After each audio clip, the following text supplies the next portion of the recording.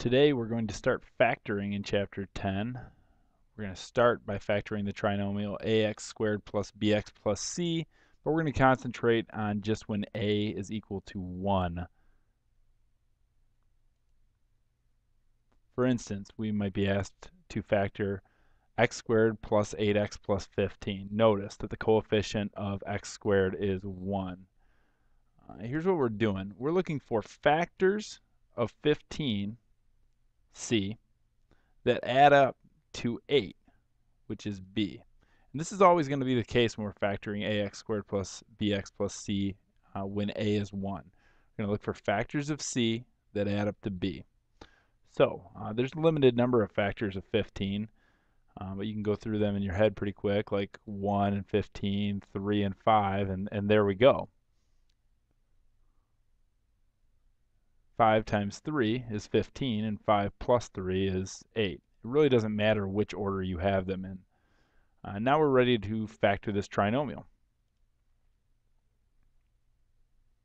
X plus 5 times x plus 3 is the factorization of the original trinomial. And we can check this answer too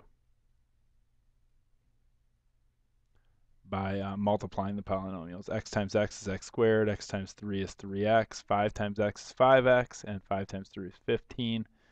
When you combine like terms, we're left with the original trinomial.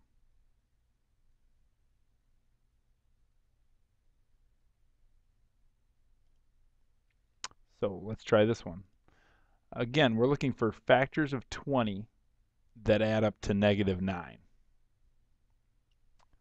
This one might take a little bit more thought, 1 and 20, 2 and 10,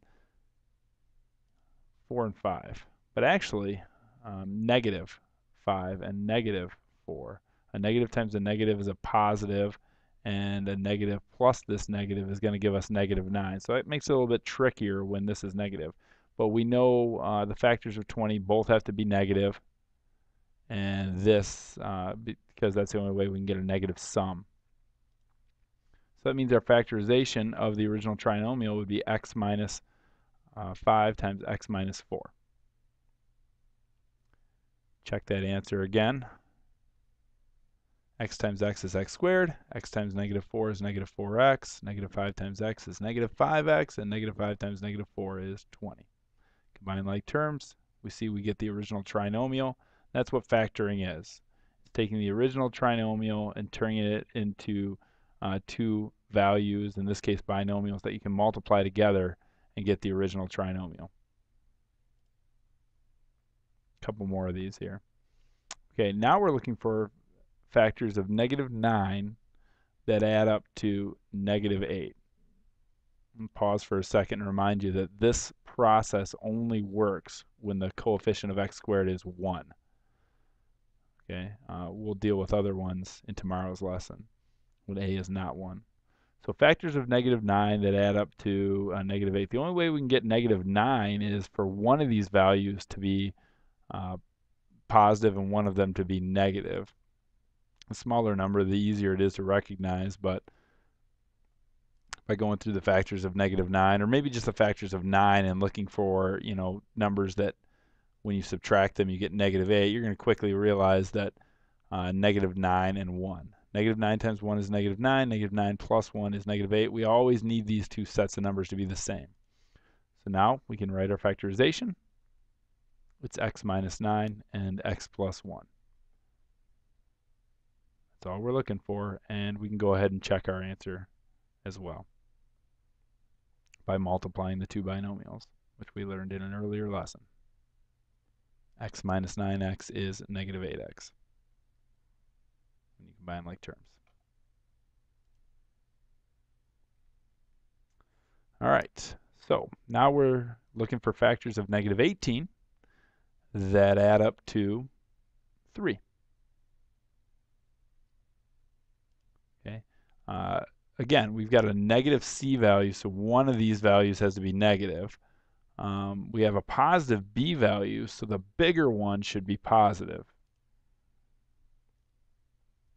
How about 6 and -3? Okay, 6 times -3 does equal -18. and 6 plus negative 3 does equal positive 3. If you had the negative sign in the wrong spot, negative 6 times positive 3 would equal negative 18, but negative 6 plus 3 would equal negative 3, so that wouldn't work.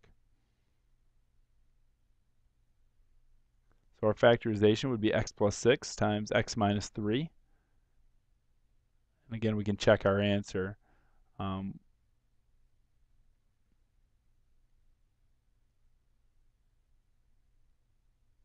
This is all multiplying binomials, which we learned in an earlier lesson.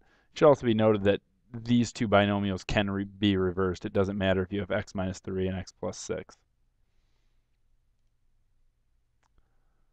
All right, one more thing. Not all trinomials can be factored. If you're looking for factors of negative 7 that add up to 6 and you're having a hard time, maybe stop and evaluate the discriminant, b squared minus 4ac, of the trinomial. So in this case, 6 squared minus 4 times 1 times negative 7, which comes out to 36 plus 28, which is 64.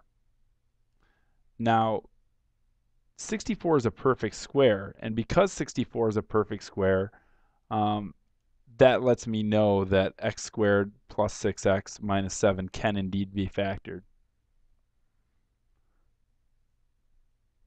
Again, if the value of the discriminant is a perfect square, then the trinomial can be factored.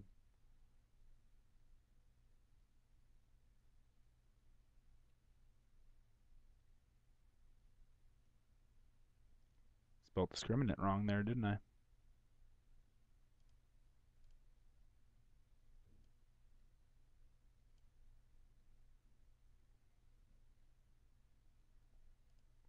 Okay, now let's look at the second one here. Maybe you're having trouble looking for factors of negative 5 that add up to 6.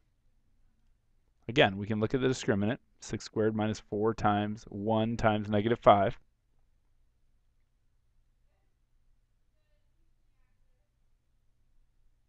See, 56 is not a perfect square, and that tells us that this trinomial cannot be factored. If the discriminant is a perfect square, the trinomial can be factored. If it's not a perfect square, it cannot be factored.